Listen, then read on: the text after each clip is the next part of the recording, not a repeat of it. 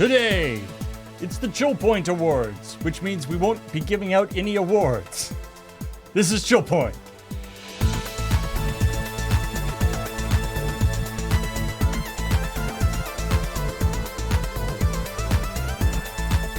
We've been over this. There are no awards to give. There are only trailers to watch.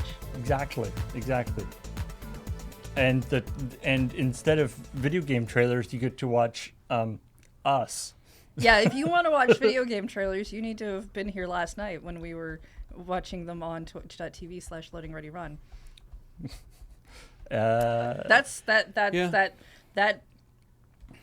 address is for the YouTube copy of this. Now we're not YouTube audience, because I remember that you exist. that whole VOD that we would have made. We actually didn't make it at all, right?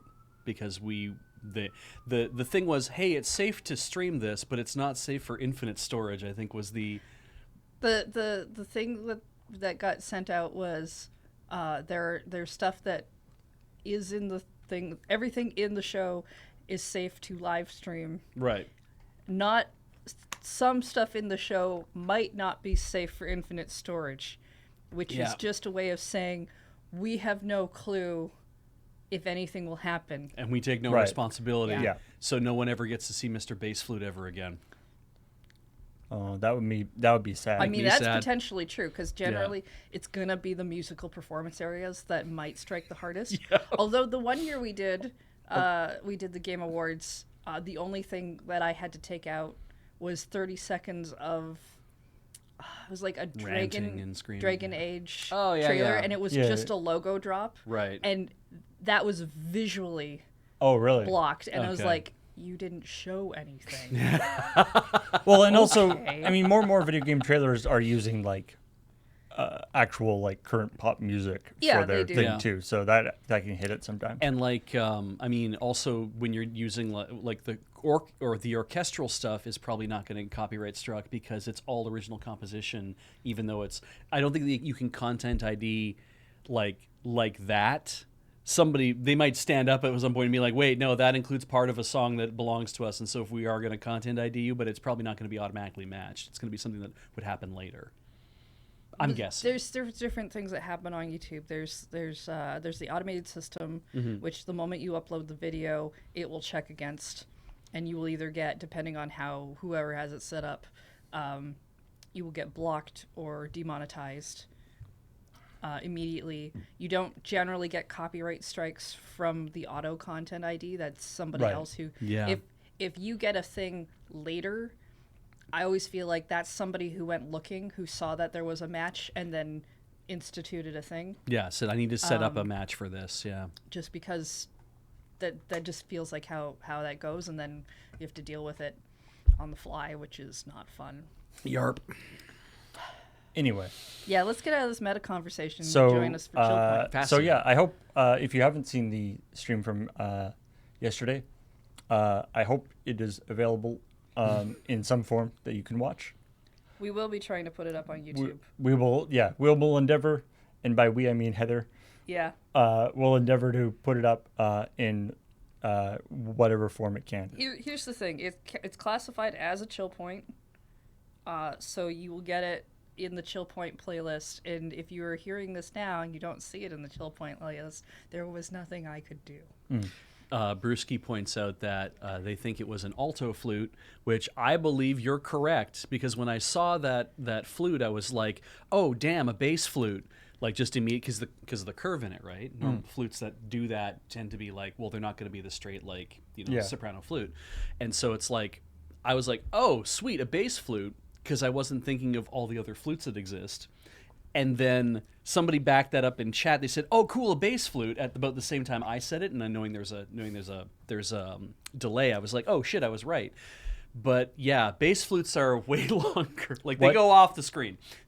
And then that person used you to be. They're like, "Oh, I must have Probably. been right as Yeah, well." yeah, And and now we're finding out why Twitter is bad for this kind of stuff. Yeah, So- the penny whistle he was playing, that Irish flute was like super cool, because it's like we had said, oh shit, a piccolo, and then you got a better look at it. Yeah. It's like, no, that's not what that was. That was a penny whistle, right? Yeah. Before we get too far into this discussion, I think we should talk about the Game Awards first. But we should actually tell people what the show Hey, is in case this everybody. is their first time popping in.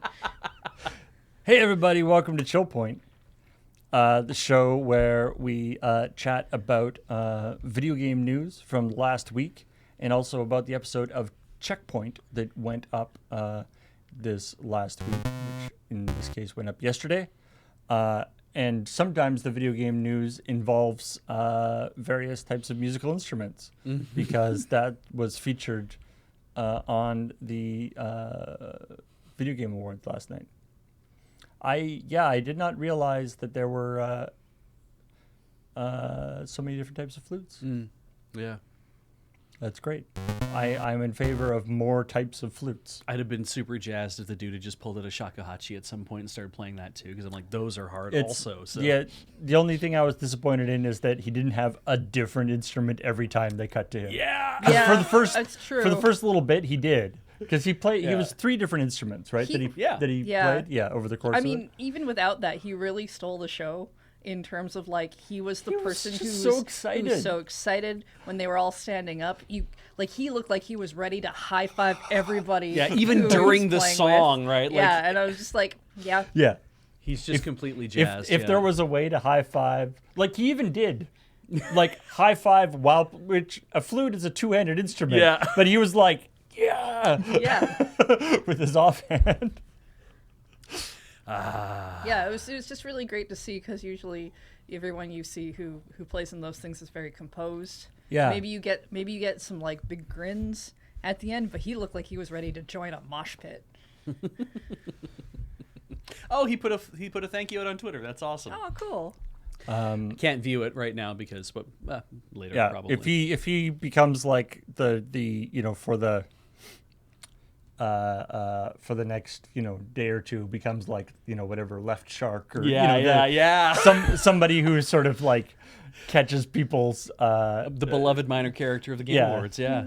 catches people's attention for a couple days. I hope that goes well for him. It's like that one year that the woman who did "You're Gonna Help Me with This," I know once I start describing it. A Japanese woman comes out on stage and starts describing the game that she's been working on.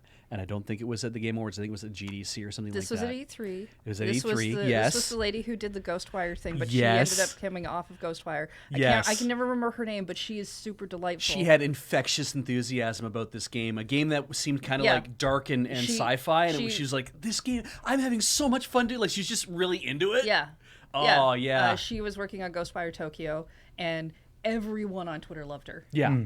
Just like this, She moved on to something else bigger, and I can never remember. Yeah, Ikuma Nakamura. yeah. I'm pretty sure that's Cool. yeah. And I love I it- don't really remember that. But I love it when things like was that a couple years happen ago because there now. was like a few years back, like 4 or 5 years back, there was a woman who worked for Apple who got brought up on stage to talk about Apple Music, and she did, but she had such verve and like fucking style. Like she was so good at it, and she was just like, yeah, like she's like really into what she's talking about and spreading the thing about. I love that we can work on this product, and I love that we're bringing all this great music, and she's just really natural, and everyone's like, she's so fucking good. And she was gone in 3 months to go do something way bigger than just work on Apple Music. You get your general flavors of presenter are awkward person that you're like, oh, you've never done a presentation in your life, and I feel bad that you have to be on stage right now. Very polished. You can tell we've all been to the same school of how to do everything because we all hold our arms like this and we all do Yeah. this and Yeah. we're all mimicking somebody. We've all been taught by the same person or something. Yeah. And then our last one that we all like is people like that, where you're like, you are very happy to be here. You are so excited. You get to tell people about this, and we're all in love with it. Yeah. I feel like that is one of the things like Video Game Awards or any of these award shows where they do let people who are not normally on stage come up on stage and talk about stuff. Yeah. Which is great. You do get, whereas normally in a lot of awards things, everyone is in the sort of polished realm. Yeah. Or fairly polished anyway. Or some like for I mean in Video Game, some like Christopher Judge, who was overcome with emotion and talked for Yeah. and had a wonderful speech and possibly too long, but had a whole thing. But he was a very poised and Human feeling. really very wonderful speaker. But when you get these people who are, just they're developers or they're from other parts of the company that aren't normally forward facing, Yeah. you do have this like they're either going to be super weird and awkward and it's not going to go well, or sometimes they just not like this person had this secret ability that nobody knew they had. Yeah, all this 'cause charisma that just never had the like chance to show it off before. Yeah. And everyone, you get like maybe one in each presentation, like in each event, or maybe even less than that.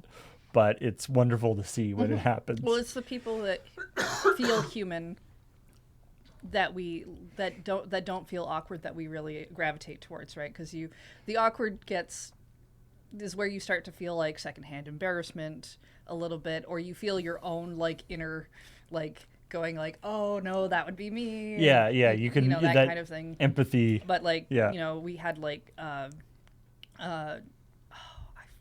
Aurora. Yeah. Oh, yeah, she was having great. that thing where she said, where she swore about her voice and then talked about karaoke. That was a very human moment. So it was just like, yes, Yeah. we're here for that. I feel like there was a certain guidance of like, okay, everybody,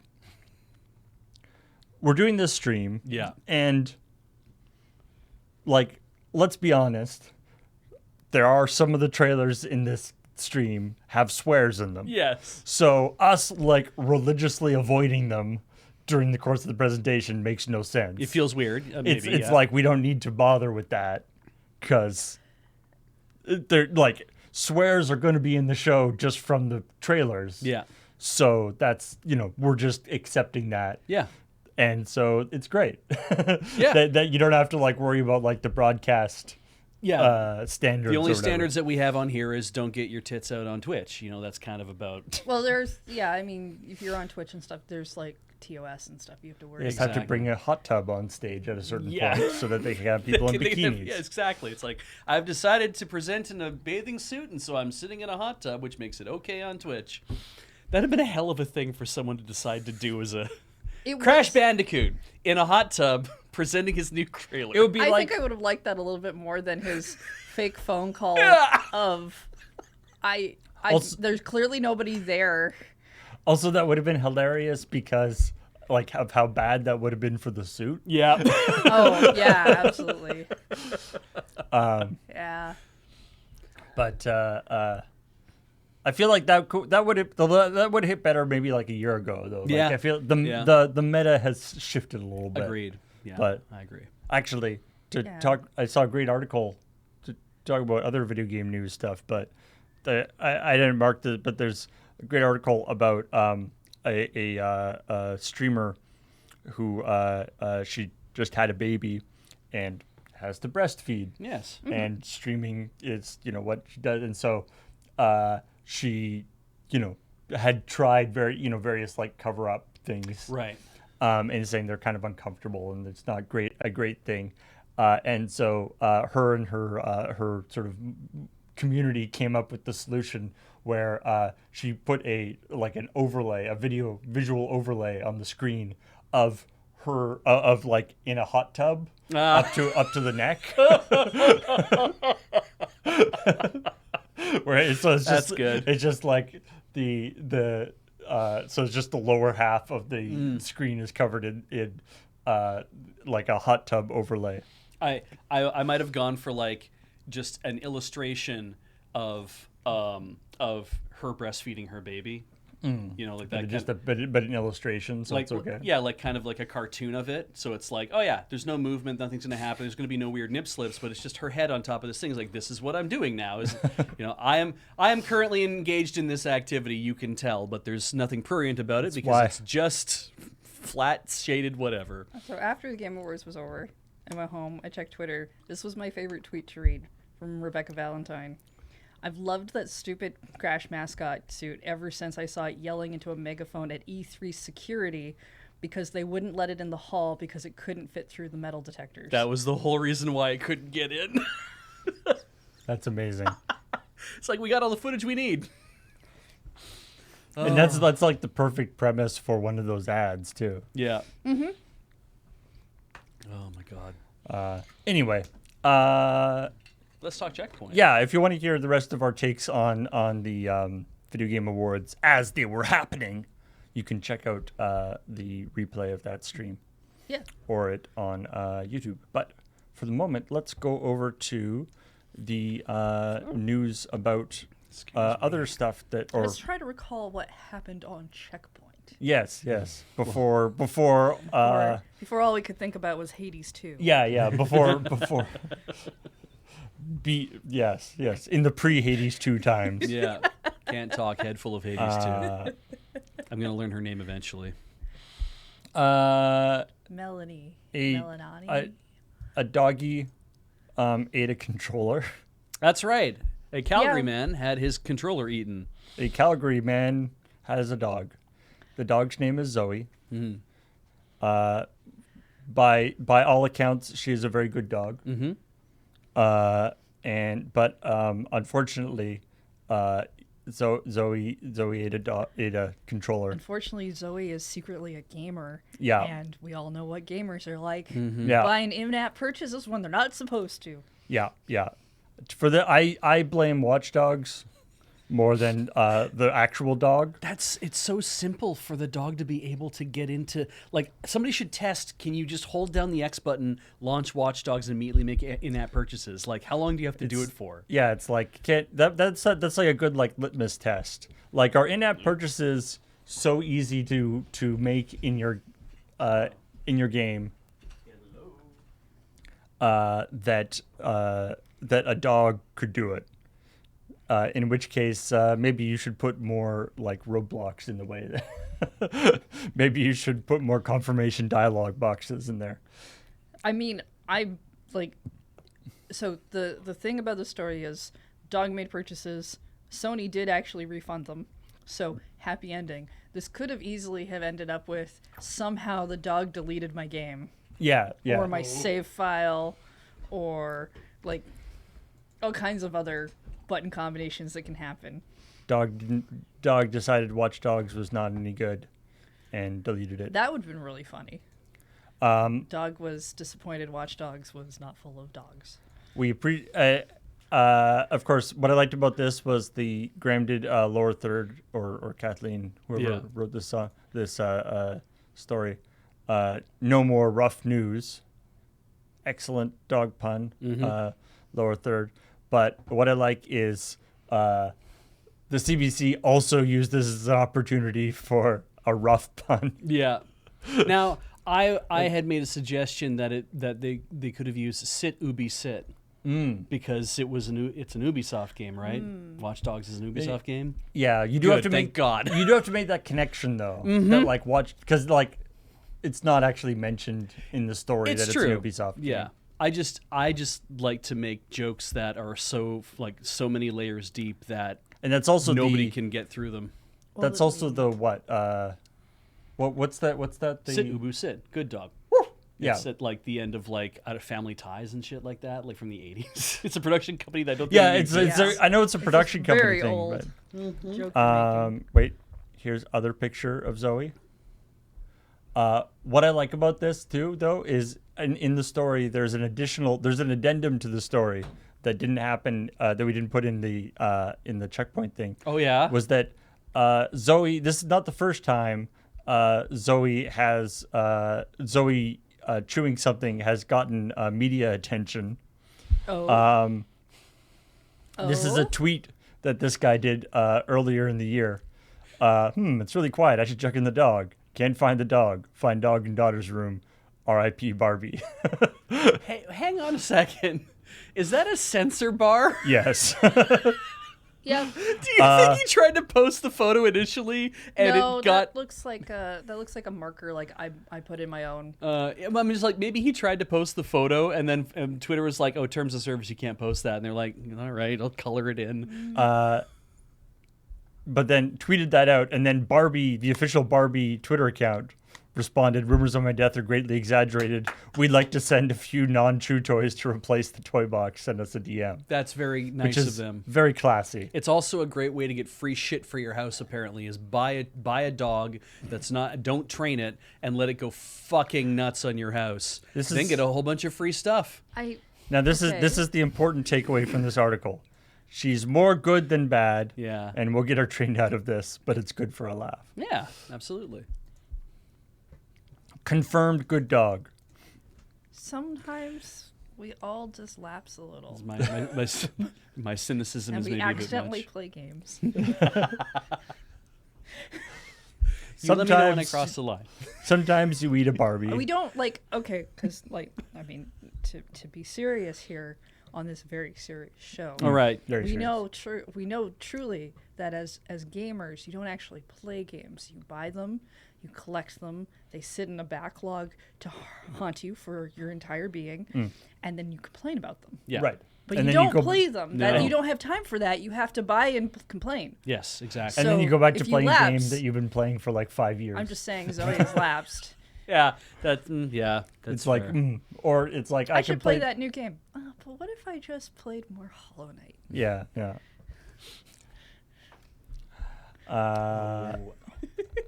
All right. I'm sorry I took this down to such a serious No, knot. it's We can good. go back to the silly. Then there was this like cute little short story I did. Yeah. So, I mean, this is the Sure. only story that in the actual episode of ChillPoint involving the Video Game Awards, which It's was true. which was about the player's voice category in the Video Game Awards. It's Sonic's 30th anniversary, don't you know? Yes. And so Sonic's fan base and the fan base of Genshin Impact. Do these two fan bases have names? Like, I don't gave think them they- name. The yeah, OC Hedgehog Don't Steals and the Intense Waifu Generators. oh, I was thinking like more in like. I don't think they are have they- an are internal. they, you know, the that they- speedsters versus the waifus or something. Yeah, Something yeah. a little bit more nicknamey than the full title that you're giving them. Well, But they were very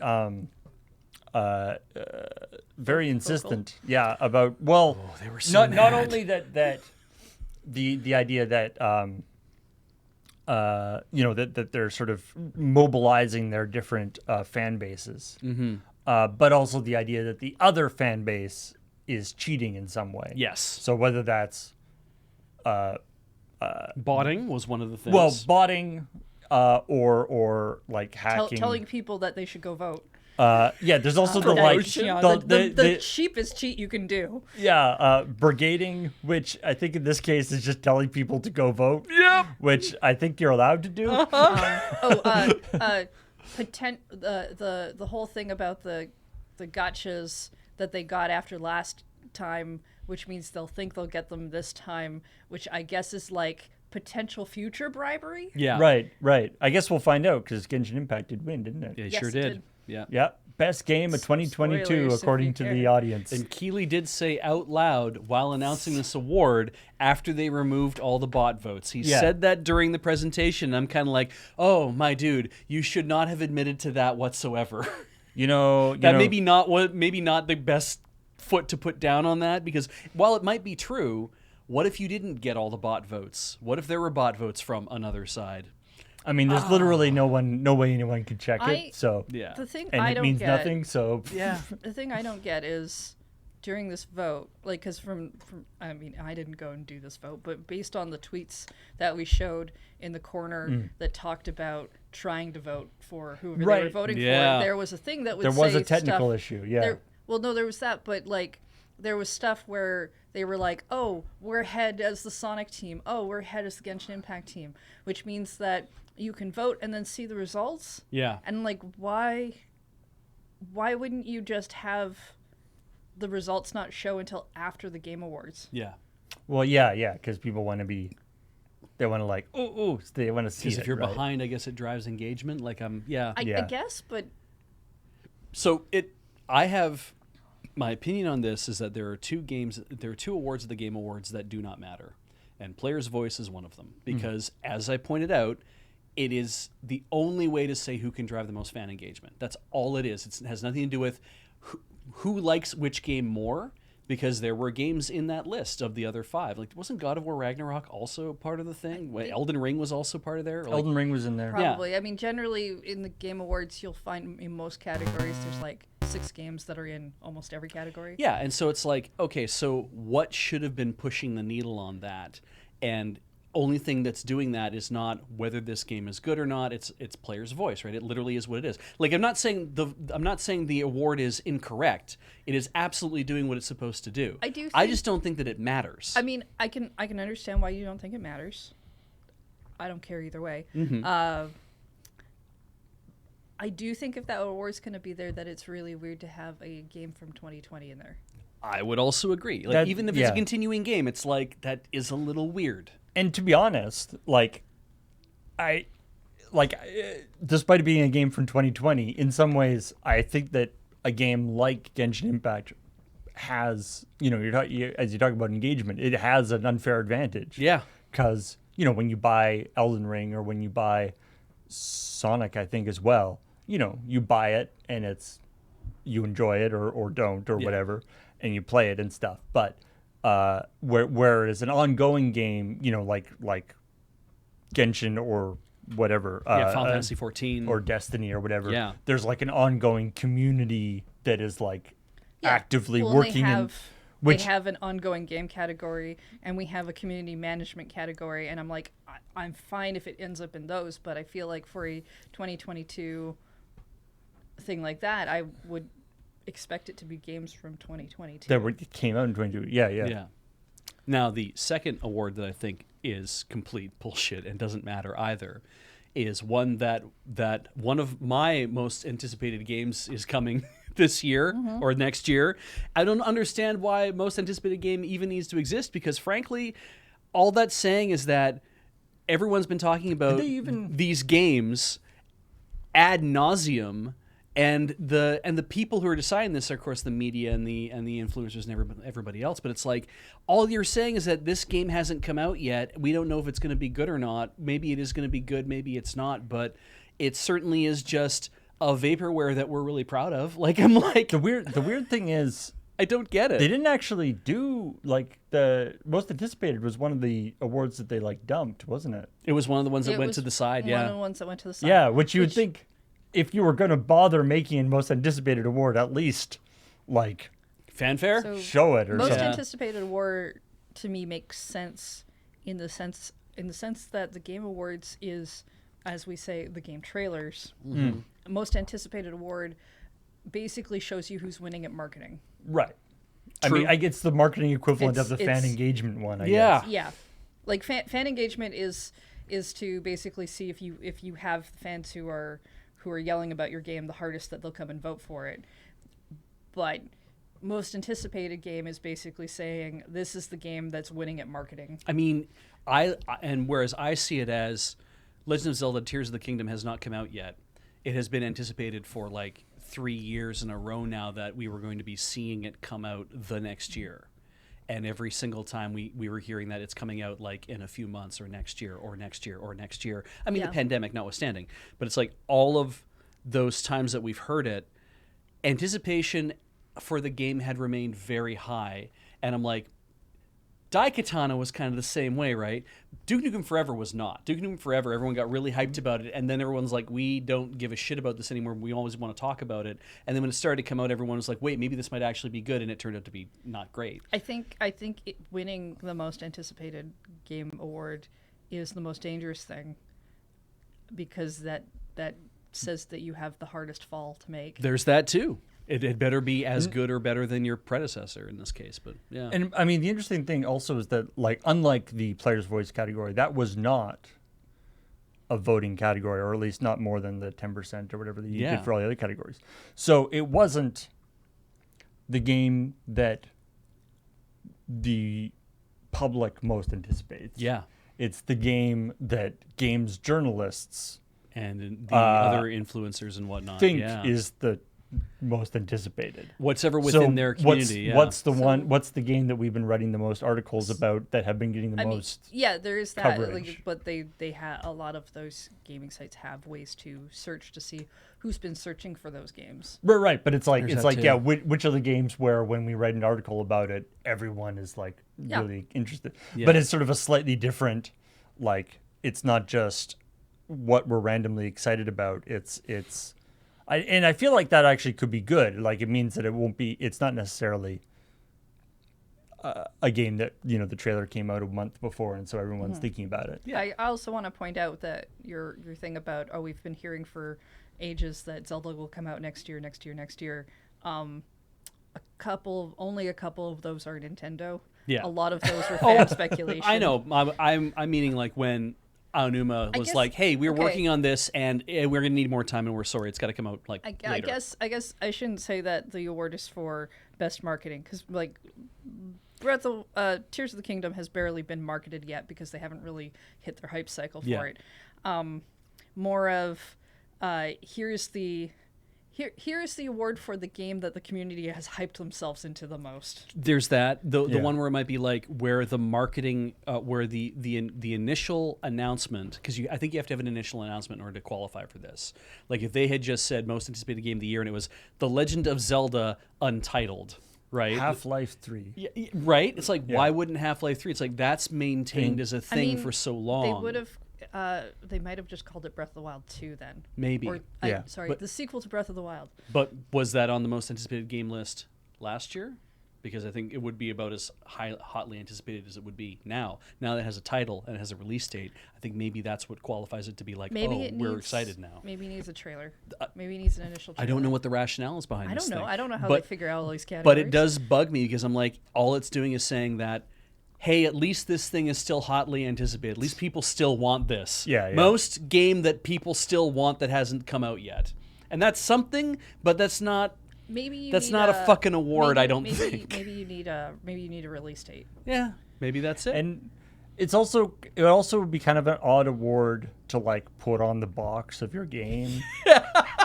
Like voted, like especially when the game comes out 2024 or something. It's like the most anticipated game of 2022 is now here. Yeah. It's like okay, I guess. Oh, it was on the 2021 anticipated list. I don't think it won, though.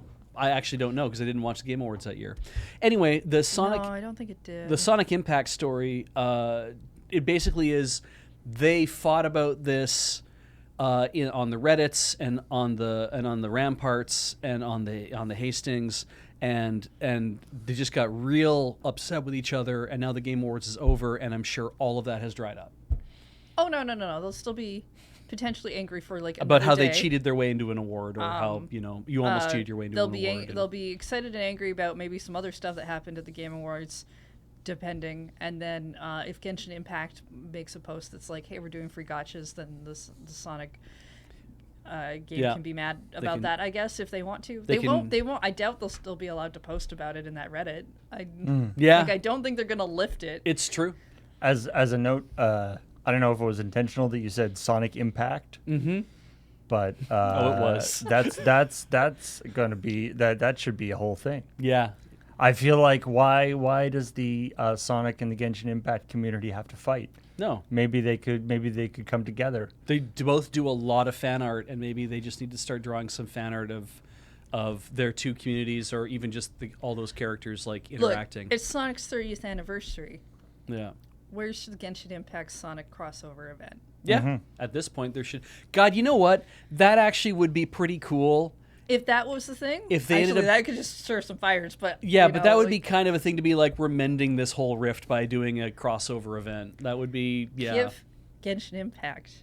Give us the human versions of Sonic, Tails, and Knuckles that you've always wanted to do in your game as playable characters. I mean, Sonic has previously interacted with...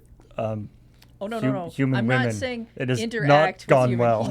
No. Not Sonic's not interacting with humans. I'm suggesting they make a human version of Sonic. Oh, yes. just like a really fast, cute BC wears boy a lot of blue, with wears blue spiky maybe a hair hoodie kind of thing. You're describing Crom.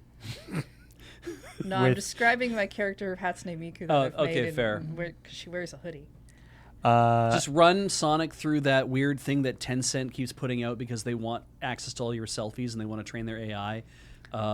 Put Sonic through that and then see what they come up with. That'll be the new Genshin waifu. Do not use the anime AI self. Please load every individual frame of every Disney movie into those Tencent generators. Please do that. I want to see the lawsuits. Anyway, where are we? Let's talk about Smash Brothers World Tour. Hell yeah. Or Smash World Tour. Yay! I don't know whose side to be on with any of this, and I need to say to chat, because Heather and I had to talk after this, my intention was not to say we should never talk about stories like this. When I said last time, like, I'm just so fucking sick of Smash stories, especially the Smash tournament stories. I'm not saying that we should not talk about those kind of things. And she said, you basically were like, you need to be more like, I need to be more like, let's talk. And so I'm going to try to be more let's talk. I will say, I think I got that across, what I'm trying to say. I will say that you do wear your utter disdain. Shall we say lack of interest in video games that you don't care about. I'm not shy about it. There's a lot of video game genres and games that I don't care about and I don't play. Yeah. I still find it interesting to learn about stuff in the community and things. Yeah.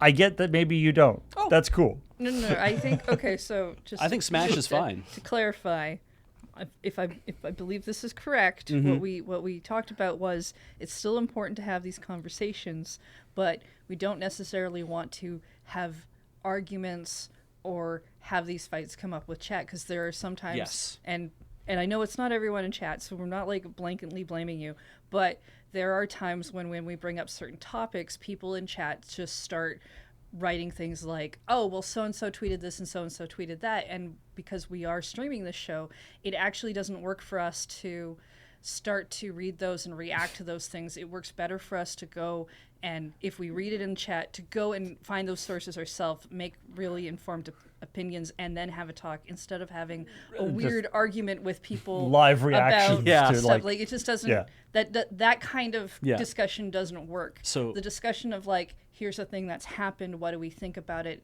is this important? Maybe you don't like care ultimately because you're not in that community or not, whatever, but that doesn't mean you don't care about what's happening. Yeah, and I think what's interesting too is that after Graham did this story, which we'll explain real quickly, I promise, boy, did this story have gravy.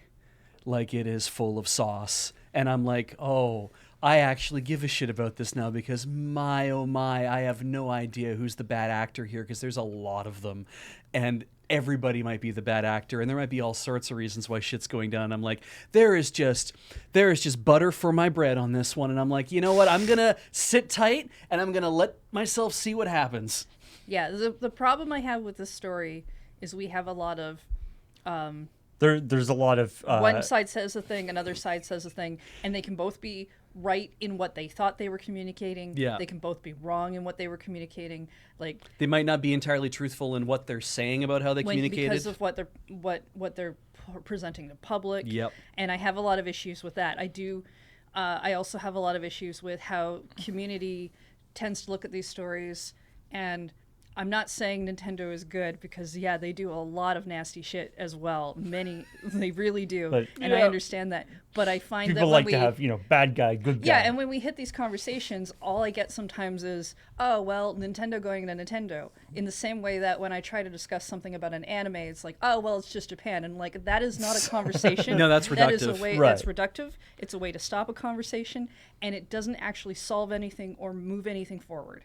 And I hate that kind of discussion from community where it's just like, well, I hate this company so much that they must be the bad guy here. Yeah, like, regardless of circumstance. they're probably, and I really wouldn't doubt it, I would not doubt that Nintendo wrote stuff or said stuff in such a way that sounded like, we better not do shit because we really don't want to be in trouble if we just continue to do shit. And maybe they were like well, we kind of didn't mean it like that.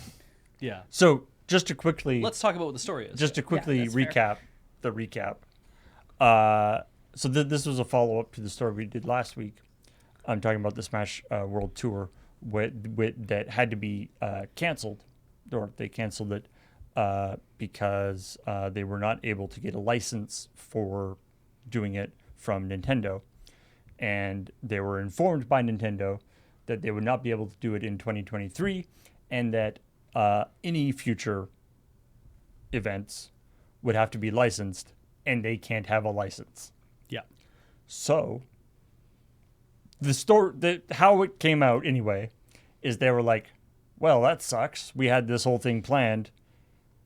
I guess we can't do it. Yeah. Guess what, everybody? Nintendo said we can't hold the 2022 World Championships at the Smash World Tour. And then Nintendo said, but we told you that you could totally do the 2022 championship, just not the 2023 thing. And we also couldn't give you, like, it appears as if Nintendo in writing gave them, like, this is like they gave A them hard stop. in writing, this is what you have to do. And then verbally, in a way that has no paper trail, said it's probably fine if you continue to do this thing. Yeah. If you finish it. If you do that thing. Yeah. And then the people who were presenting the doing the thing, I think quite legitimately were concerned about, and apparently talked to legal counsel and were I think appropriately concerned, because there's like $250,000 prize money on the line here. Yeah. That this wasn't a tenable situation to be in, to operate in kind of this gray area that Nintendo has made clear they do not want you to operate in. Yeah. And then sort of gone, but it's probably okay. The statement that came out from Nintendo was that basically they're the ones who decided that, or Smash World Tour is the ones that decided to cancel the rest of the 2022 event. It was their decision to do so. And I believe, we put in writing a specific thing, but we did tell you verbally that you could do whatever. They don't seem to agree that they were verbally told that. But if we go under the assumption that, yes, Nintendo did very clearly state verbally on a phone call somewhere, no, you can still finish out your 2022. This is only going to affect 2023. But whatever written statement they gave doesn't specify 2023 and forward or whatever. Yeah, I wouldn't go with that either, because that's just like, well, if we do it and they change their minds, we don't have any or like backing. that particular person you were talking to on the phone said it was wrong. fine. Yeah, because like there's been plenty of times I've talked to some people who are like, oh no, that's totally fine, and then you go to do that and you end like up that, somewhere else, yeah. and they're like, no, They we've did not never have done the that. authority Like to do that. I imagine how I could see it playing out is the written communication was essentially getting a cease and desist that says you can't do this because you don't have a you cannot proceed with the Smash World Tour because you do not have a license. Like kind of a full stop situation, right? And they're like, we've been in, like, hey, not Doug. I don't want to say Doug because he probably didn't call Doug Bowser, but it's like, hey, Dave, we've been doing this all year and we've been in really good conversations. I thought we were getting along. And then Dave's like, yeah, I know, but now things are different and they've changed a bit. And so this is the situation that we're in now. Now, what I can tell you is that we're probably not going to push anything legally if you finish out the championships. We're not going to worry about that because that's not something that we would worry about. However, from legal's point of view, we have to tell you to stop right now, because if we say it's okay to finish, then why wouldn't we just give you a license for next year? So we have to tell you that you can't do this. And so, are we good? Okay, we're good. Goodbye. And it's like, Dave, we're still Please Dave? stop knocking the table. Dave? Like that kind of thing, right? So it's like, it probably is just like legal said, no, you can't do it. Hey, are you sure? Well, you could still do it, but and we're not going to do anything about it. And it's like, Dave, shit, that ain't good enough, Dave. Yeah. Like, we just say, please go ahead and finish out the season starting from this date forward after the tournament. You will have to cease and desist because we will not be issuing you a license. But it's hard to do that because that means that I'm not defending my trademarks or copyrights properly, legally, you have to defend your trademarks, your copyrights, like immediately. And you can't just be like, I'll let this slide. You can't really let that happen. I don't know if this would be covered under the trademark thing, but yeah. I'm not sure how they're fighting it, right? Like Yeah, what the real really issue know. is. Like I do know, like when they said that when there's that one line about their standards for health and safety of fans. Yeah. Right. I'm assuming what that means is when you apply for a license, and again, this is assumption because I have no idea how this actually works, that when you apply for your license, you probably fill out a form or ask for one or something, and then maybe they need somebody to come and look at the venue or determine certain things. Or talk to maybe, the other tournaments that are part of your world tour. Yeah, they might want very specific or things that they can't just do overnight. or like X million dollars worth of insurance or There's whatever. that too. Yeah. And I mean, there's a lot of like. But there's nothing said in there that... Yeah. When they said health and safety, I was just like, immediately flashback to, remember all those Smash players that kept getting accused of like grooming underage people to like date them and stuff like that? Like we kept hearing about those stories that kind of kept popping up here and there. And I'm like, how much of that was churning in this whole mix of these discussions to be like, where are those tournaments? Who is involved? How are those people tied to Smash World Tour or tied to Panda Global or tied to whomever was holding a thing? And hey, you want to go conspiracy deep? Was Panda Global saying, we've never had any of that stuff happen. That's all the other guy. Like, I'm not saying that happened, right? That is pure speculation on my part. But man, everyone is getting mad at Panda Global about stuff too. Like, Well, because apparently it sounds like they were also saying things like no one else is going to get a license but us. yeah, Uh, you should just sign up with us. there's a weird thing where a bunch of their players seem to be leaving. Yeah. And apparently, yeah, they were messing with the Smash World Tours advertising partners and stuff, being like, these guys, you want to move over to us. These guys aren't going to be around for much longer. And I envision there's probably a lot more bubbling beneath the surface of a lot of these kind of stories or this relation or whatever. And Nintendo, who will have heard every side of everything, will never talk. They're not interested goodness, in no. talking. They don't want to do that. Smash is not going to know what anybody else has ever said about them to say health and safety why Smash World Tour is a bad bet. Panda's not going to say anything about it. It's like, we're not going to know anything about here's this. Here's the thing, because Panda's an unknown entity to me, so it's very easy for me to be like, I have no idea what's going on with you, but you look very suspicious. Yeah, because right? they do. I mean, apparently in the community, they were like, I saw a bunch of stuff in the community that they were like, if this guy, whatever, Bunny, Alan Bunny, isn't like completely gone from the company, we are not going to work with them at all anymore. Yeah, but I see a lot of people who will look at this story, and again, it's people who are already down this lane of look at Nintendo doing the bad thing again. Look at Nintendo having the ill will with the community, and one day they will run out of so much goodwill that they will crash and burn. And maybe that's true. There is kind of a thing between, like, you can do something terrible to your community only so many times before you completely lose everything within them. And once you hit that point, it's almost impossible to pull it back. Yeah. Just because you have a pattern going on. But Nintendo is a company that employs a lot of people, and if you think that they do not have people who work for them who are literally doing cost analysis on these situations, and they don't think, if they think it is worth it more for them to protect their IP and get a little ill will from their community, until that ill will actually turns into a blazing inferno of, we're never buying your products again. Yeah. For them, that is their cost-benefit analysis. Because case in point to that, Pokemon Scarlet and Pokemon Violet, Nintendo did issue a statement. And they did say, we listened to the feedback of our players.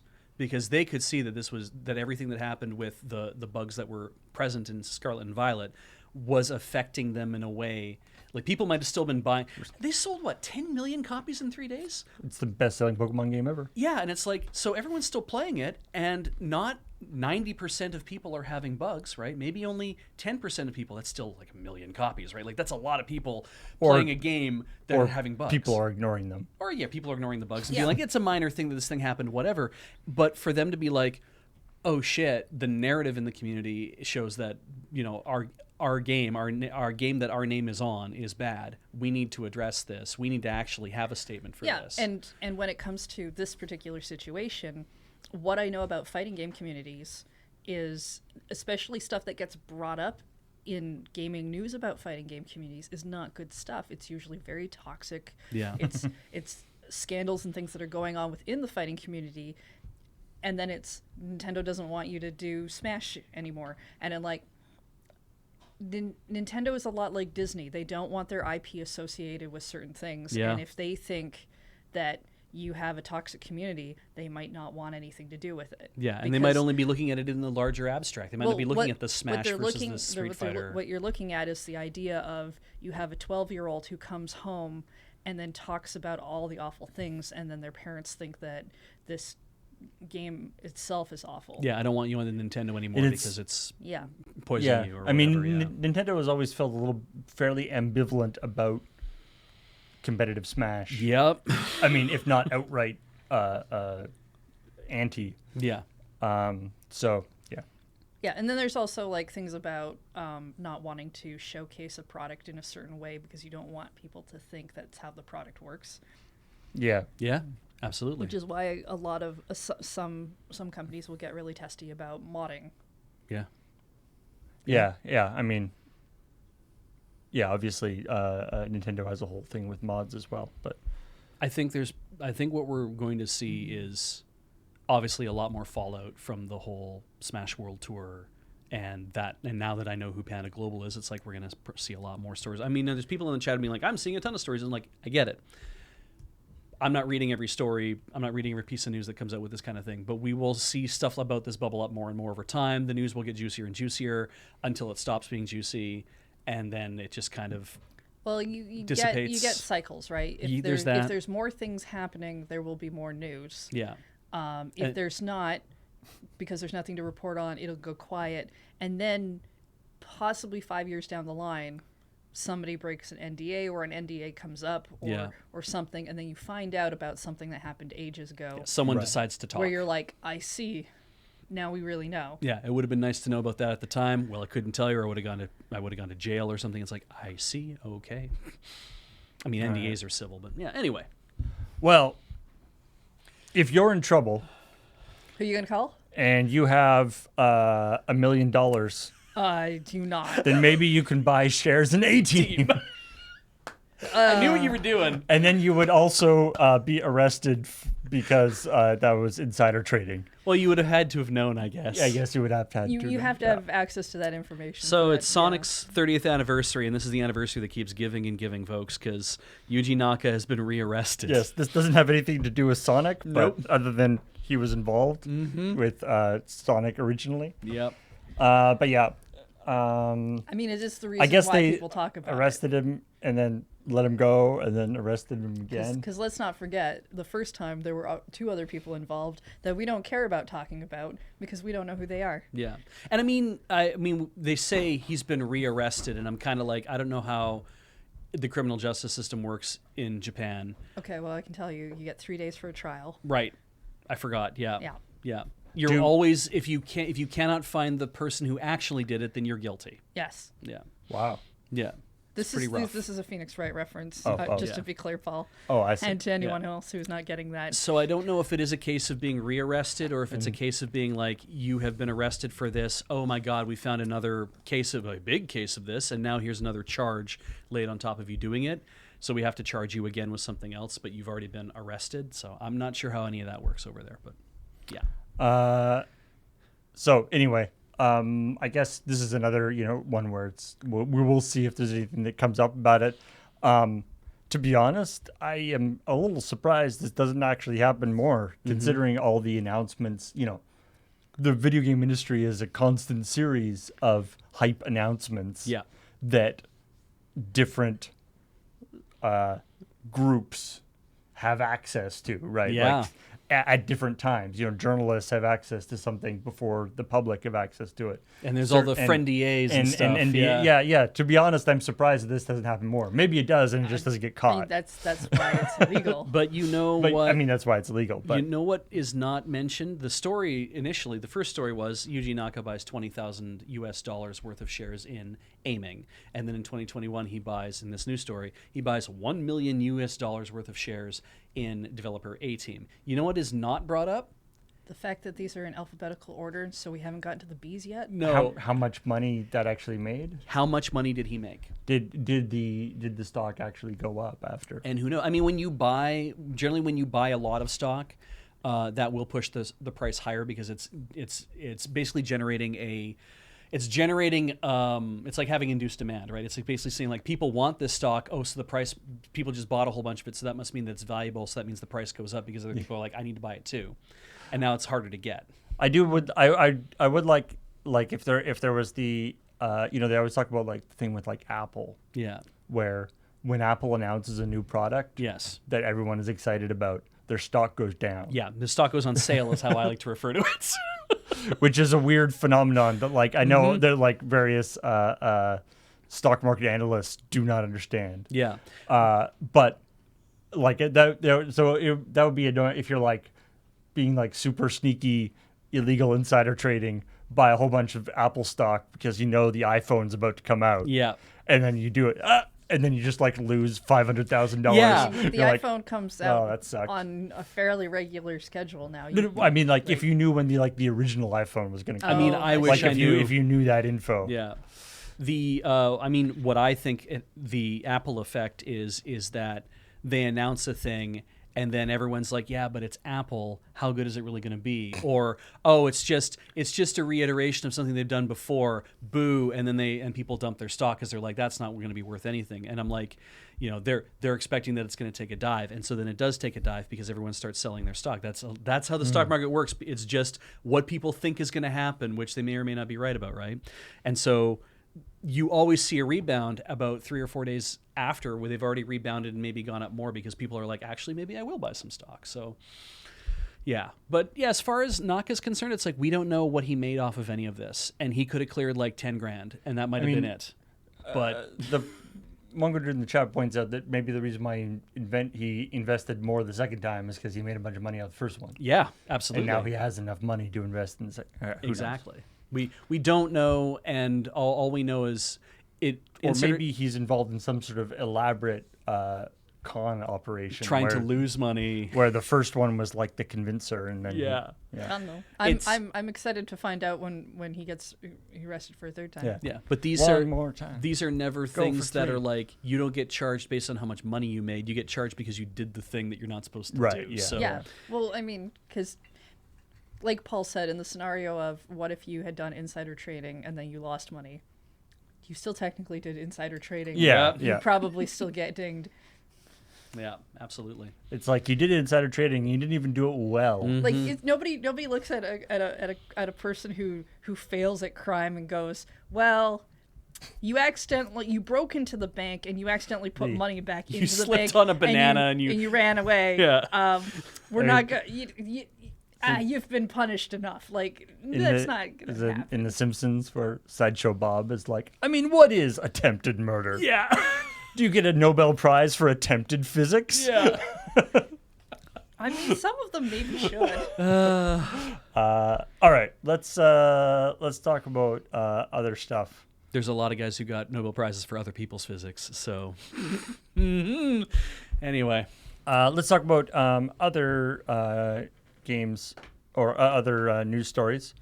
The continuing saga of I love sagas. Microsoft and Sony arguing over how important Call of Duty is to their various platforms Christ. has a new wrinkle because they're yeah. bringing in Nintendo now. God, that was great.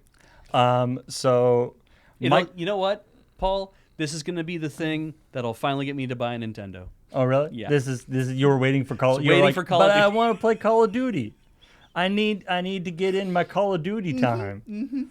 So yes, Microsoft has committed to, but I'm going to read the quote here because I quite liked they have reached a 10-year commitment to bring Call of Duty to Nintendo following the merger of Activision Blizzard King.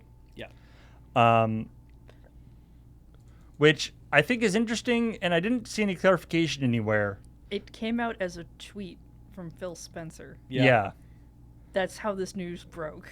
Yeah. Is it an actual like it's like we're Well- making a commitment? Is it an actual agreement? Well, Or- and it's also like a 10-year commitment to bring Call of Duty to Nintendo. Mm-hmm. Does that mean over the next 10 years we will work to bring Call of Duty to Nintendo? Yeah, and Or eventually we're get going to there. bring Call of Duty to Nintendo and then keep it there for 10 years? yeah. I mean, that's Or does the, it that's just the be one like- you would hope Yeah. for, right? In 10 years, Call of Duty 1 will be available on a Nintendo Yes. console. Or one of the older Call of Duties that can actually run on the Switch. Okay, so what I see has happened here. Last time we talked about this story, it was, oh no, they're trying to make us like Nintendo. Yeah. And they were like, what's so bad about that?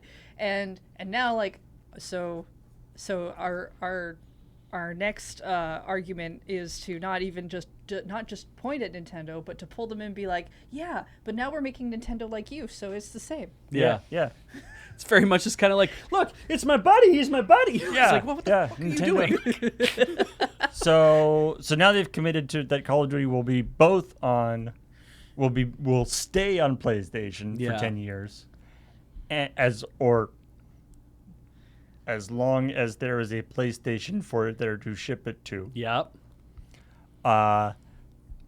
It sounds like a threat on Microsoft's part. We will put Call of Duty on Hmm. PlayStation as long as there's a PlayStation to ship it to. If you like your kneecaps.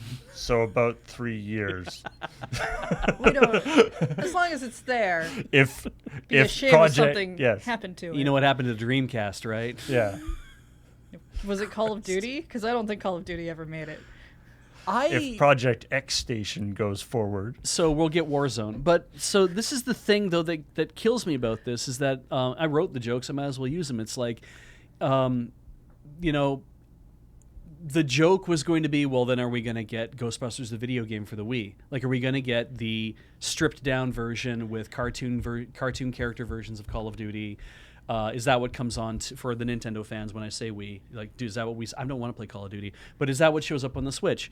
Do we get like FIFA was like all weird on the Switch as well? It's like, well, it's FIFA, but it has some things taken out of it, so it's not the full FIFA game that you would have seen on PC. It's a different experience. You know, there's first. is all the blood going to be this- color white? This is the assumption that it comes to the Nintendo Switch. Yes. Which, of course, every time there's a new game announcement or development for anything, everyone suggests that means the next thing is coming, and nobody really knows. Right. But it could just be like, this deal could take a while. This could be a thing that goes on future hardware. Or maybe it's a 3DS game. Yeah. you can still make 3DS games, apparently. Yep, you're so allowed. why not? It could be a slimmed down version or a version with different shaders or whatever you need to do to make it work at that level. But let's not forget the cloud. Yeah. Mm. That is an option. Now, And I mean, Nintendo are like Xbox Microsoft already has Call of Duty in the cloud yeah, with their Xbox Game Pass. Game Pass Yeah, cloud stuff. and we Yeah. know that Microsoft wants Game Pass on everything. What if they finally convinced Nintendo to do it? I mean, because the start is to say That'd be a fairly big deal. the fact that the Switch is already running a lot of cloud games everywhere, and for them to say to Nintendo that it's like, we will make this available, they might have to do the thing where Nintendo's like, you can't have Xbox Game Pass running on the Switch, and they're like, okay, but what if we Trojan horse this and we say we'll make a cloud version of Call of Duty that you can buy outright for $70? And they're like, yes, I like wooden horses. Please give like- us Call of Duty Cloud Edition on the Switch. And they do that. Did we say Trojan horse? We meant normal horse. Yeah, normal horse. And so Nintendo's like, sure, we're fine with that. In fact, give us 4 or 5 different games that are like that. And they're like, great. So now all these games start showing up. And at some point, Microsoft's like, so, Xbox Game Pass now, because we're not doing that shit anymore. We can't keep making a separate game for you, so you can have the cloud edition through Xbox Game Pass. And Nintendo has to make a decision. The decision they will make is be like, well, then you can fuck off, because Nintendo's stubborn like that. They'll always do their things their own way. But I can totally see this being a thing of like, we're going to come to loggerheads over this Xbox Game Pass thing being available on the Switch, because I'm sure that Microsoft would love nothing more than to have a portable console, especially one they don't have to make. Yeah. Yeah. Well, because I mean, I suppose they could put. Steam Deck is their. I suppose you could get a Game Pass on Steam Deck. Almost certainly, because it is definitely did not win one. frankly a PC, right? $700. I'm pretty sure I didn't win one. Oh yeah. Yeah. I feel like they although- would have told me, and they didn't. So I think that's a thing to watch if that's going to be if this merger goes through, which it might not. Well, Yeah, there's apparently a there's whole been- thing about Yeah. the FTC suing. Yeah, the United States Federal Trade Commission is going to sue Microsoft over the $69 billion acquisition of Activision Blizzard King by Microsoft, because In the they legal think, documents, they have to actually say "nice" in Nice. brackets. Yeah, And it's the rules. because they're seeing it as unfair competition. It's or a amalgamation of competition in the market to basically create a monopoly. Is it? Yes, it absolutely. There's lots of exclusive games. There's lots of other stuff going on. But Jesus, yes, this is definitely amalgamation leading to a monopoly. We can all see it. We don't know if it's going to be a good thing or not if it happens, and maybe it won't happen. Maybe this lawsuit goes through and they're like, yeah, no, you can't do it anymore. Or maybe Maybe they have to break up Activision Blizzard. maybe it doesn't. Maybe other things happened. That's for the future. Shit, what if Find Activision out. said, let's sell Blizzard off, and then Microsoft acquires Blizzard on their own? What if Microsoft goes, okay, if we merge, we commit that we will make Call of Duty available to the FTC for the next 10 years. Oh, that would have been the punchline. That's so good. This is apparently our only marketing chip. Yeah. Yeah, never They forget, really- Paul's a they- professional comedy writer. They, Like, they really don't have anything found other the than answer. Call of Duty, and they keep devaluing it. Yeah, yeah. Well, I mean, you can get it on your Samsung TV now, apparently. They're bringing Game Pass to that. I mean, that is pretty. It's kind of neat. That is pretty neat. Doop-a-doop-boop-boop. So, anybody ever finished Minecraft? I've never even played played it. Minecraft, yeah. So I mean, no, that used to be definitely used to be like a really weird question because Minecraft didn't actually have an ending Ah, yeah, yeah. That's what I because it was heard. just like build stuff. But Right. now it does. It has an ending. You Don't build- they even call the ending like basically the end. Ender Dragon? Yeah, So it's you literally you build a portal to the end, and then you go and fight the Ender Yeah. Dragon. the end. Yeah. And then when you defeat the Ender Dragon, you get to you get shown this long and kind of weird poem written by an artist named Julian Go. Okay. Go. I don't know. It might be Van Gogh. Gogh. Like, All right, Might be okay. Gogh. I don't know. Anyway, this was something. So, in 2011, Notch, Marcus Pearson, put out a tweet that was like, that said, "Are you a talented writer? Famous is a plus. Who wants to write silly, over the top, out of nowhere text for when you win Minecraft?" And this poet's friends and fans put him forward, and the rest is history. All right. And I'm assuming he got paid for that, but he never actually signed away the rights to the poem. Holy shit. They have a license to use the poem. Yeah. Okay. But they do not have Mojang never actually got the rights to the exclusive rights to the poem. Oh no. Uh-huh. So And then what happened? apparently there was pressure, pressure from Microsoft or pressure from Mojang, and then when Mojang got bought by Microsoft, pressure from Microsoft, and so he's saying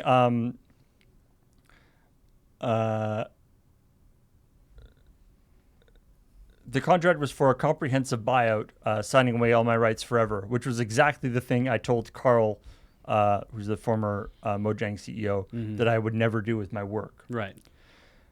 This means that he has the sole rights to the end poem, whether or not Mojang or Microsoft, and Mojang or Microsoft can't do anything with that poem for commercial purposes. They can't print T-shirts or do whatever of this poem. They Right. definitely shouldn't print T-shirts of a poem. It's not a good idea, regardless of if they can do it or not. So until a couple days ago, where he said, I wrote the end poem for Minecraft, the most popular video game of all time, which is That's the thing you can say. I do not doubt that, and it's quite amazing. I can say that too. I never signed a contract giving Mojang the rights to the end poem, and so Microsoft, who bought Mojang or Minecraft from Mojang, also don't own it. I do. Rather than sue the company or fight with my old friend who founded the company and has since gone off the deep end, that wasn't my aside. That was in the That's right. the thing. Yeah. I am dedicating the poem to the public domain. Whoa! You'll find it at the bottom of this post along with the Creative Commons public domain dedication. Anyone can now play with it. Have fun. Holy shit. Neat. Wait, that means that other video games can just put this at the end of their game if they want to. It's public domain. Wow. It's not even like Creative Commons, attribution or whatever. It's straight up public domain. Oh, man. He has opened his PayPal to donations if anyone wants to say thank you. But he says 5 global corporations should not own all the characters in our dreams. To fix that, simply make direct connections with the artists you love. You have no idea how powerful you are, how profound a difference you can make just by doing that. Yeah. Which is an excellent idea. So, anyway, there it is. Yeah, so there it is. The poem? Sorry? Who wrote the poem again? His name is Julian Goch. Oh, okay. So that's super cool. Just the power of just being like, you know what? I own this. I'm just gonna release it. Do Yeah. whatever you want with it. I remember there's that great thing about the "This land is your land." The song. words itself? Or the Yeah, song? the song. Yeah. And there's this big loss. Jib Jab company. They did Yeah. and they did the parody song of like around the election. Right. And then there was this big lawsuit thing by the people who owned the rights to the song Right. and them, and went back and forth. And then which hilariously turned out that the people who thought that they owned the rights to the song didn't, because Woody Guthrie, there's a thing. Oh, no. There's a thing from Woody Guthrie that was like, you can sing it, you can hum it, you can play it, you can do whatever the hell you want with it. Right. Like Right. he was just like, you know what, do whatever you want with it. Right. And Which so- is a license so statement, yeah. What's great is not only not only did they lose that lawsuit, the company that thought that they owned the rights. Yeah. Not only did they lose that lawsuit, they also lost a bunch of revenue from other people who were licensing it from them. Wow. Hilarious. Very important, I guess, to keep an eye on that kind of thing, definitely. Yeah. Well, good for Julian Goch, and I hope that... the power move now is from Mojang or Microsoft to turn around and basically be like, we were supposed to agree to pay him X amount of dollars for this, so let's pay him double, or let's give him what we owe him, and let's donate an equal amount to a charity of his choosing. Like, that's the power move. From I guess, the company, yeah. I think, right? Because he might have only asked for $500 or $1,000 or whatever, and if or maybe they didn't work out a whole payment scheme or whatever, and just to be like, well, to be fair, then here's $10,000, and we're going to donate $10,000 to a charity of your choice. I'd be like, that's how I'd handle it. That's the classy way to handle that. New update for Mario Kart 8, which by itself is not that special. Mm-hmm. It is a pretty old game. Except they're adding they're adding a neat idea where you can customize like what power-ups will appear in all the boxes and stuff. Oh yeah, you can custom an entire race. So yeah. you can be like, I want all blue shells. Yeah, and I've seen it happen. I want all bullet bill power-ups. I want none of these things. Or I want no power-ups. Yeah. Or, I want only Single the green ones. turtle I shell. only want the ones from the original Mario Kart, or yeah. whatever. Yeah, I think it's definitely a neat update to add that. Race. But there's something changed about lightning. Race first, then banana. Race first, then banana.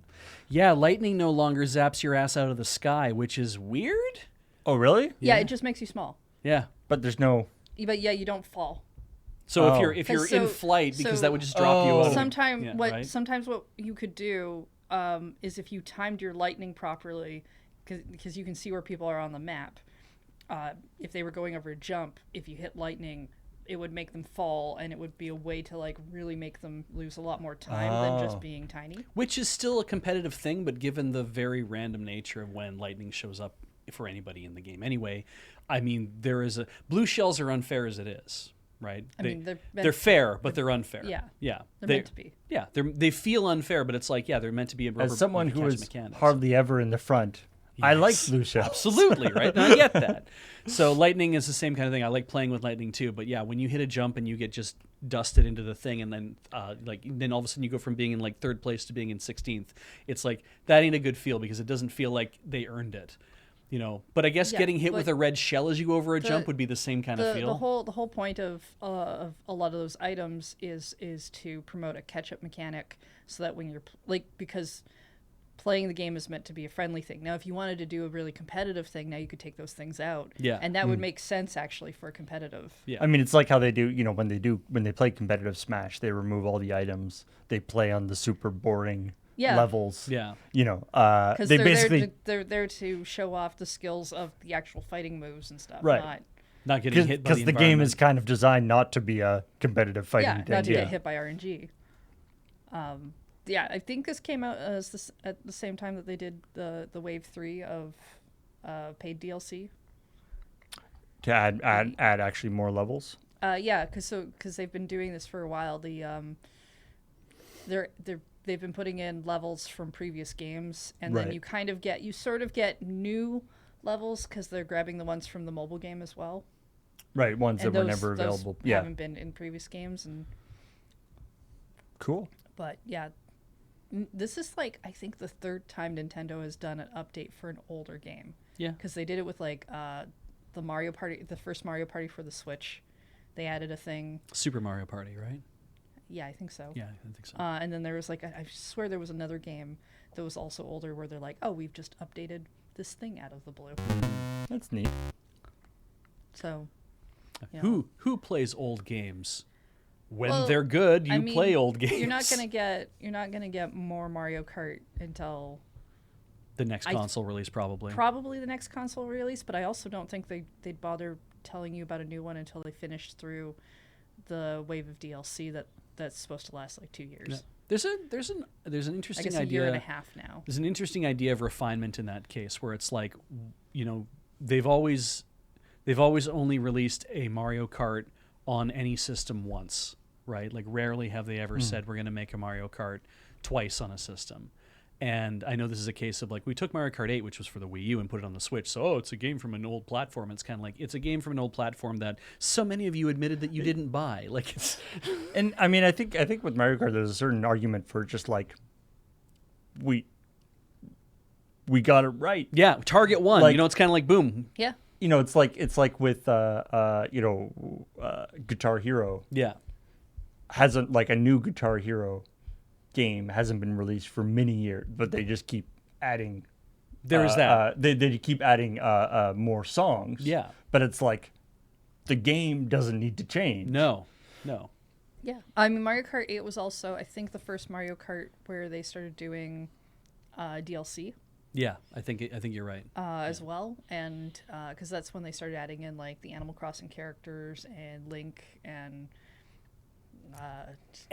And yeah, and like kind of stuff. yeah, exactly. And it speaks to a certain level of sometimes a single game in a game can be polished up and then be like, great, now we'll add some more stuff to it over time, like a la live services, or no, really like a la DLC, and we can continue to make little updates and little changes and polishes to the game as it's going on as well, because But it's frankly, why would we need to make a whole new release of this whole thing to come out again? It sucks because it means that I'll never have the definitive version on a cartridge, but like especially when it's a game like Mario Kart where like graphical improvements are not really necessary Yeah. for the game. absolutely. You don't Maybe Mario Kart is one of those games where it doesn't need to be a new release all the time, so much as what if it just got new content all the time. Yeah. You're not doing like the Forza thing where it's like we've made the reflections on the car, more accurate to reflect so that they perfectly reflect what the the audience that we've now 3D, and it's like nobody cares from Mario Kart. Yeah, exactly. You just drive around. Yeah. But as chat says, since they're not working on a new Mario Kart, they should have lots of time to work on F-Zero. Mario Kart, but fast. Yeah, it's true. A couple of Atari stories. That is weird. Did actually, they finish yeah. their hotel?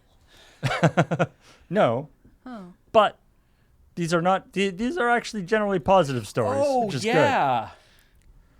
good. Jeff Minter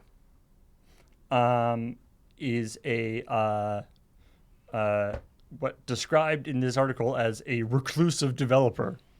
He's the developed Space Giraffe, Polybus, Tempest 2000. Oh god. Done a lot of weird, interesting stuff. But he has his next project is a hypnotic new wave shooter called Aka RR. Yeah, unpronounceable. Yeah. Okay. Arg.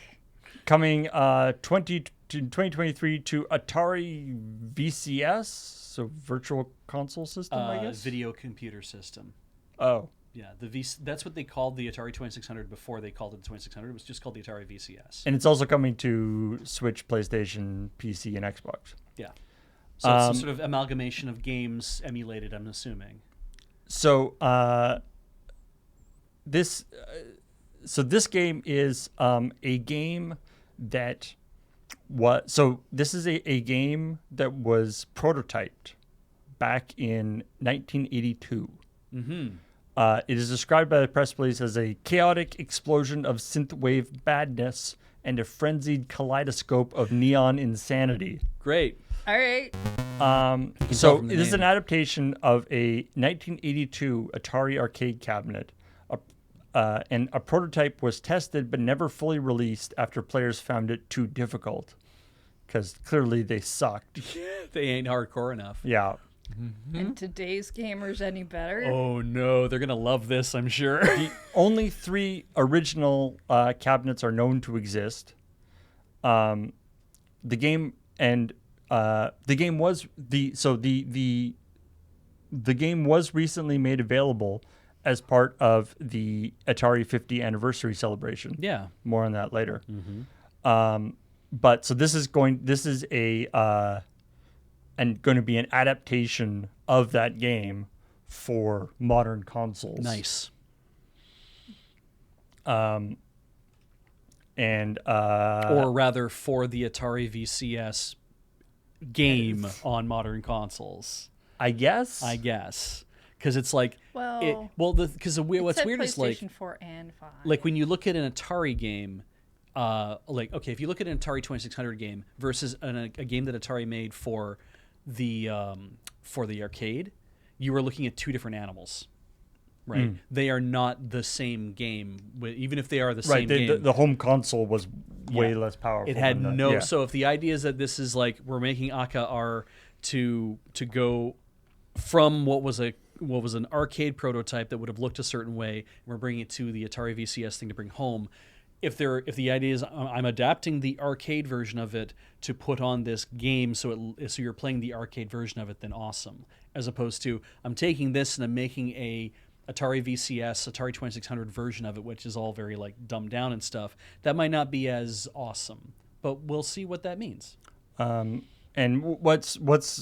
so for whatever reason, Jeff Mincher has kind of made a bit of a career of like making games adapted from weird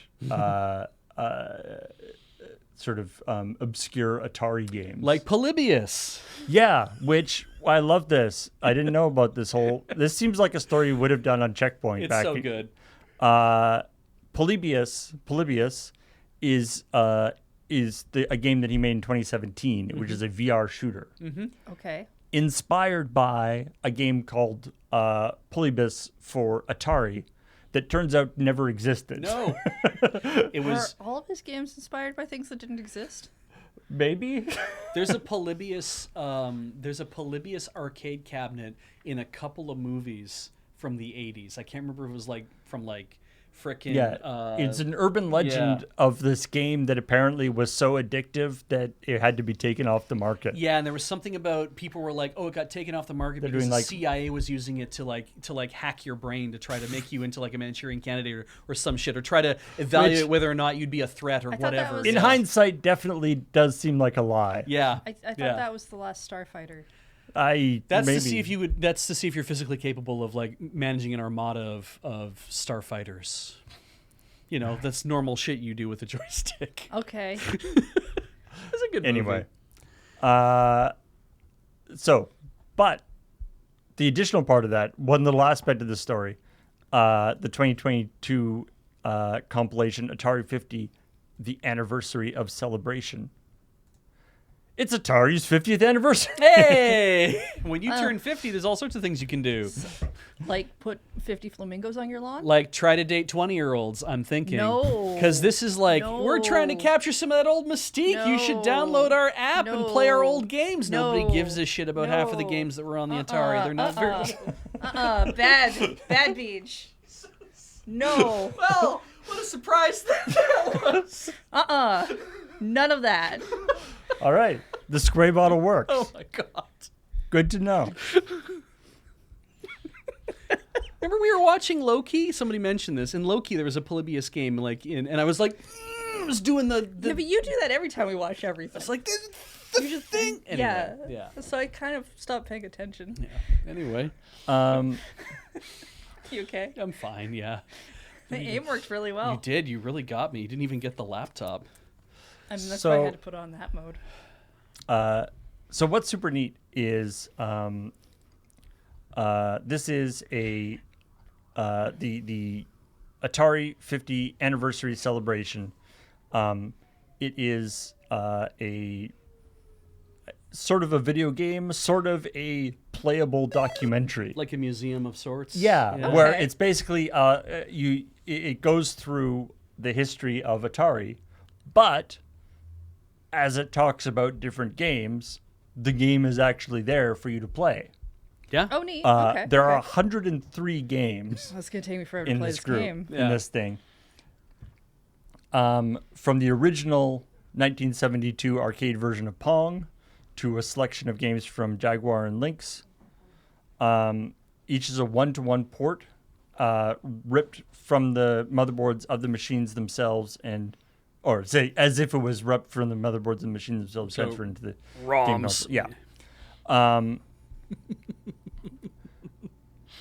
So there's all asteroids and Breakout and Adventure and stuff, but there's also all sorts of lesser known titles. Quantum, iRobot. I have to say that they are really like that screenshot right there of Lynx, the underappreciated handheld. I'm kind of like, I guess that is definitely an adjective you Look. can use to refer to Lynx, but I have a question. It's their history. They're Yeah. allowed to I say. have a Yeah, question. you're Okay, so it's history that you go through. Yeah. But do they make up any future for you to go through so that we can see our current phenomenon of card games? oh, Right, God. yeah. Where's the Atari card game? Right, they need a TCG. Yeah. Yeah, yeah. It looks very slick. Like it's a really nice looking presentation. Yeah, so it's super neat idea if you are interested. Digital Eclipse's own creations steal the show. The Reimagined series includes 7 old school Atari games rebuilt by the team for the modern age. Oh, good. And seeing these older games is wonderfully nostalgic. So anyway, it's a super neat idea, and clearly sort of a love letter to the Atari and stuff, which is a neat thing to do. You know, often these sort of anniversary things will be extremely sort of Limited in collection or very sort of shallow. Yeah. Like we're gonna release, I don't know, a gold-plated Atari or something. Yeah. But this feels like to actually like make all these games available when they're taken from all sorts of different places is a neat idea. Is it just their earlier work that they're kind of focusing on, or are they actually looking at It goes up to the Jaguar and the Lynx. So we're not looking at like San Francisco Rush and stuff like that, because there's some things where it's like Atari badges made their way onto some games later where I'm like, those games are pretty good. What time period is the Jaguar?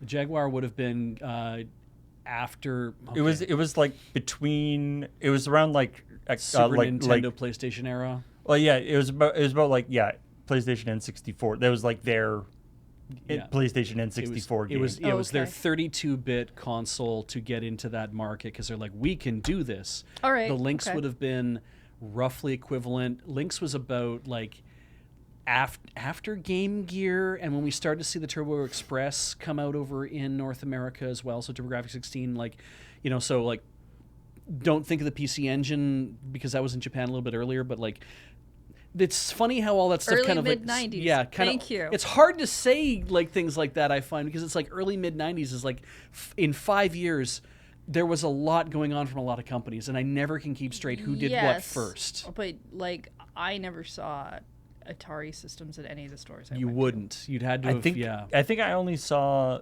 Jaguar stuff in like ads in magazines. Me I don't too. know if I ever actually saw one in person. You would have had to have gone to like a Toys R Us in Canada or a Radio Shack. I or remember something like that, it had maybe, a ridiculous controller. Yes. It had a controller with like way too many buttons on Yes, it. because they wanted it to be a lot like when Intellivision had like the paddle with the buttons and stuff. They were kind of thinking like, well, lots of buttons might be good. Atari really seemed like they were taking a lot of cues from all the older 8-bit shit. Like they were not thinking about what's going on in gaming now. They were like, if we can adapt all this old stuff, and that's what it felt like. Even though I know that to them they were probably like, if we give people lots of options, then we can do lots of really cool things. And it's like, but sometimes if you limit people's options, you can get more creative. But anyway, I'm not here to break apart the Lynx. I'm just gonna Okay.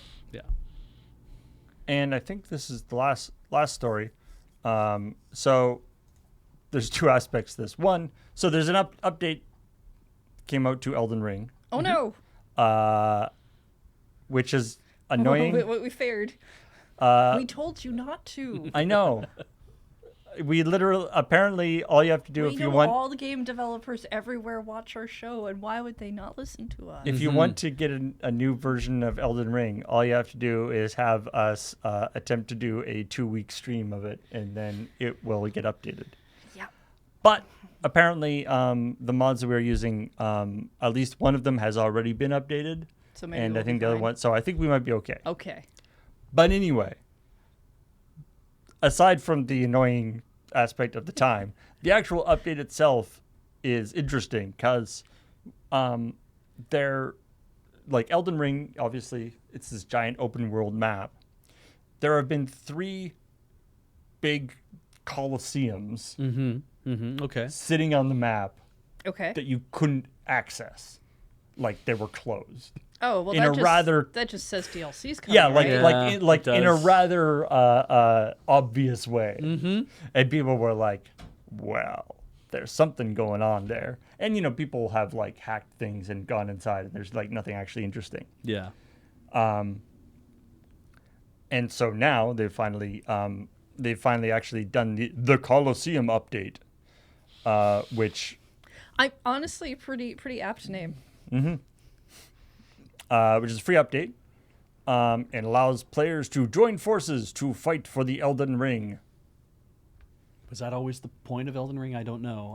I think Elden Ring is basically Lord of the Rings. It's one of the human rings you got to go get and then throw in the pool of Mordor or whatever.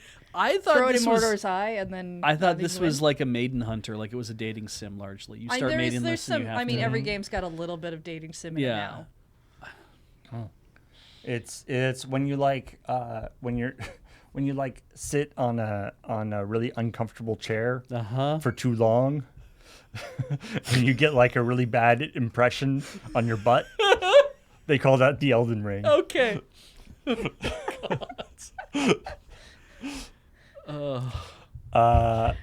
You it's not like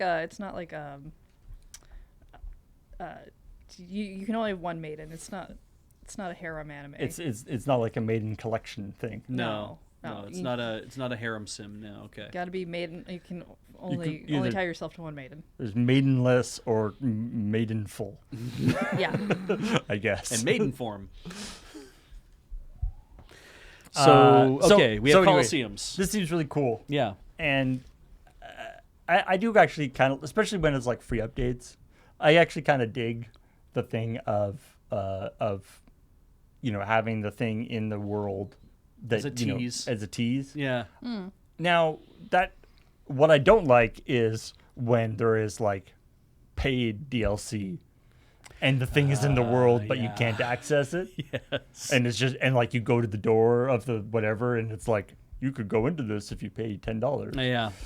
That We can take you is annoying. directly I mean, to the though, digital storefront. That's right also now. like a movie theater. Like, I mean, if I walked to the movie theater, it's like there's a big Coliseum here. I could walk into. It's like it'll cost you $10, and I'm like, well, okay, I don't need to go into the movie theater that bad. So in I remember in Darksiders there is a whole there's a bunch of these scary enemies okay, that can only be accessed through a DLC thing.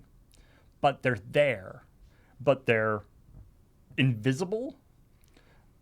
Except that they're almost like they just have like a little shimmery outline, okay, very And- thermal camo, yeah. and so you'll be just like in a corner of the thing, and you'll just hear and see this like what is effectively a giant lion, but like mostly invisible running Wow. around. Okay. And I spent so long being like, what the hell is this? How do I deal? Because I didn't know that it was a DLC piece of content. Oh, And so I spent so long trying. It's like, there's got to be something. Because I couldn't interact with it. It couldn't attack me. it was a ghost. I was just like, they wouldn't put this in just for no reason. Holy shit! But they let you see it. But or they let you detect see it. Yeah. Wow. They let you see it I just to do- annoy you. I want to point out, Beach, that just because movie theaters won't let you in unless you pay. Not everything in video games is one-to-one. I, for example, can go into many people's houses in video games and loot their stuff, and they're really okay with I it. can break so many pots. Yeah. Yeah, and nobody seems to have much of a problem. The secret is they're not okay with it, but Yeah. you have a sword and they don't, and they're scared of you. Whereas I go to most of my friends' houses unannounced, and the doors are locked, which I can never figure out why. Look, in Disney Dreamlight Valley, the only time the doors are locked is if the person is in there sleeping. That's good. That's good. Then again, also in I video can go in games, it whenever I want otherwise. although if this was a video game situation, I'm afraid you need to be giving me a lot more presents and buying more things for your house that I like Yeah, you're right. for whatever reason. It's like, no, I'm not going to be your friend until at your house you have the thing that I want. Right, exactly. Then I'll come over and hang out. That's literally what it's like to be an That is- 8-year-old that- child. That is what it's like being 8. Yeah. My friends aren't going to come over unless I have something that makes them want to come Oh over. my god. Okay, so we have Coliseums are now open this Sunday, or whenever the update comes out. This weekend. Yes, I believe it is already out. But, Okay. so hopefully you can do because there's already like what do they call invasions So in the game. pseudo multiplayer aspect. Yeah, and you or PvP stuff. Oh, okay. Yeah. But this is, I guess, more of like a codified PvP thing. Join me in the Coliseum and let's have a rumble. It was hilarious, actually, in our stream that we were doing on The Elden Ring mod stream? Yeah, Yeah. because that's orange, randomly generated, messed around, but also it's the seamless co-op mod. Yeah. And near the end of the stream, a random guy, like a guy invaded. I don't know how the invasion system works from his end. Like, I don't know whether he knew that he was invading a thing with 4 guys about to gank him. Like, or whether he thought he would just go up against one person. Yeah, it's like, I'm ready for this. It's like, let me solo him. And it's like, oh, I don't know, buddy. Chat says it was an NPC. Oh, was it? That's too bad. Oh, that makes me sad. That's not nearly as funny. It was still good, though. I enjoyed that. In retrospect, it would have been like, okay, yes, the killer joke during the Game Awards when Animal said that he liked Melania, he should have said, let me solo her, and that would have brought the fucking house down. So whoever was writing for them did not actually think. I'm so disappointed. I enjoyed that he got asked what his favorite game was, and he said Tarnished. Yeah, tarnished. And Jeff was like, Elden Ring, okay. And he looked actually confused. Yeah. And He played that well. Like, he Yeah. must have known his line, but yeah, but yeah, no, Animal was really good. he was good. Yeah. I personally just watching him yell, give a word. Give a award. Give award. It's like that's what everyone in chat is saying too, Animal. Yeah. And then Give I mean, award. also to see him yell congratulations was Yeah, also pretty good. that But I was really good. liked just the whole like, I mean, we're supposed to be here for awards, give award. especially in the actual, like, the chat of the stream, like of the official stream, which is just this, extremely fast moving thing of memes and people shouting things and stuff. It is very much like, just basically everyone is Animal. Yeah. Everyone is just Yeah. like Yeah. speaking in all caps. Hedonistic. Single like, give award. I don't like this. I like this. I want Yeah. this. The Animal Crossing joke was very good. Yeah. Oh yeah. What would you call your game? Animal Crossing. You know what? Actually, now that I think about it, I bet you somebody on the writing staff was like, okay, what if we had him say, let me solo her? And they'd be like, oh, that could be taken as being a little too sexual or something, so let's just leave that out for safety. Maybe. I could see somebody being like, oh, we don't want to push this too far, so yeah. Oh, well. Yeah. The only thing I was a little disappointed with the Animal thing is that, I mean, one, he wasn't introducing like a Muppets game. Yeah, that's true. And two, that he wasn't like, I was hoping that he would be like giving like the, a prize for music or something. Well, because he was there when Bear went up, and he was like, "Congratulations!" And he's like, Yeah. and Bear was like, "Oh, you and me, we're both drummers." Like, I was like, "Don't talk to the puppet. The puppet doesn't really know you're there." He's looking around at you, but it's like the guy on the floor can't really react. You have to interact. I thought it was it's great. The puppet, you have to interact with Yeah. them. But Yeah. or That's like he fine. should have like given like the the real winner gets the prize. Yeah. And then Animal gives it to just like a song, or like gives it to whatever that the heavy metal rhythm game one. Oh, the Hellsinger. Yeah. Yeah, metal Because it just has like really Yeah. awesome Good beat, yeah. good beat to it that he would like play or something like that. Could have been a funny thing. Anyway. All right. I think that is all the nudes. All the news is gone. Good. So yeah, I mean, I'm sure with the Video Game Awards, the sort of because they announce a lot of games and show a bunch of trailers and stuff, and I would imagine that over the course of the next week, before the next checkpoint, there might be some sort of more information that comes out about a variety of those games. Well, I know I've seen a few games are getting demos right now on Steam. Not necessarily ones that were shown at the Game Awards. But people have But used that. kind of around that topic of things, because like Minico's Night Market finally has a demo. Yeah. There, I think Wild Frost has a new demo. stuff like that. Was the Wholesome Games something or other going on at the same time as this, or was it There just before was, it? Or? yeah, there was a Wholesome Games event thing Yeah. recently. I think earlier in the day or the day Okay. before, maybe. Okay. Yeah.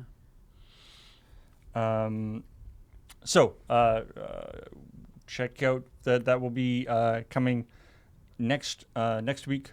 ChillPoint. We may have some information about that, or maybe we won't. Who knows? It depends on whether something more interesting or funny happens in the meantime. But anyway, thanks everybody for watching. And if you haven't seen the episode of ChillPoint yet, you should check it out. It is right on this channel, LRRVG on YouTube. Why not leave a comment below and let us know what your favorite thing about the Video Game Awards was, or if you didn't watch. That's cool, because that's also legit. fun. Yeah. Yeah, subscribe and all that good stuff. But for now, we will talk to all y'all later. Bye.